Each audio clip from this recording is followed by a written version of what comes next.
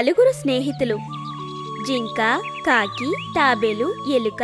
ఈ నలుగురు మంచి స్నేహితులు. ఎప్పుడూ వీళ్ళు నలుగురు ఒక చెట్టు దగ్గర చేరి కబుర్లు చెప్పుకుంటూ ఉంటారు.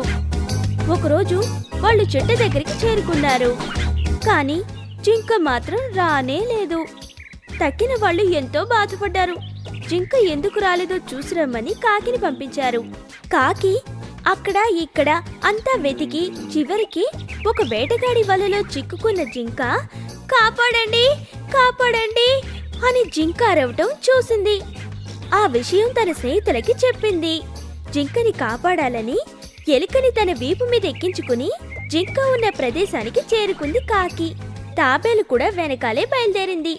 ఎలుక తన పళ్లతో వలని కొరికి జింకని విడిపించింది.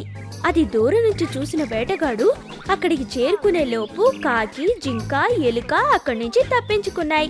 కానీ తాబేలు పరిగెట్టలేక వేటగాడి చేతికి చిక్కింది. వాళ్ళ మరొక మిత్రుణ్ణి ఆపద నుంచి విడిపించాలని నిర్ణయించుకుని జింక మళ్ళీ ఆ వేటగాడి కంటపడేలా అటూ ఇటూ తిరగటం మొదలుపెట్టింది. వేటగాడు ఆశతో తాబేలును బిగించిన సంచి కింద పడేసి జింక కోసం వెళ్ళాడు. అప్పుడు ఎలుక ఆ సంచిని కొరికి తాబేల్ని విడిపించింది. జింక వేటగాడికి దొరకకుండా తప్పించుకుని పారిపోయింది. తిరిగి వచ్చిన వేటగాడికి తాబేలు కూడా తప్పించుకోవటంతో నిరాశే మిగిలింది. ఈ వీడియో మీకు నచ్చినట్లయితే లైక్ చేయండి, షేర్ చేయండి, మా ఛానల్ని సబ్స్క్రైబ్ చేసుకోండి.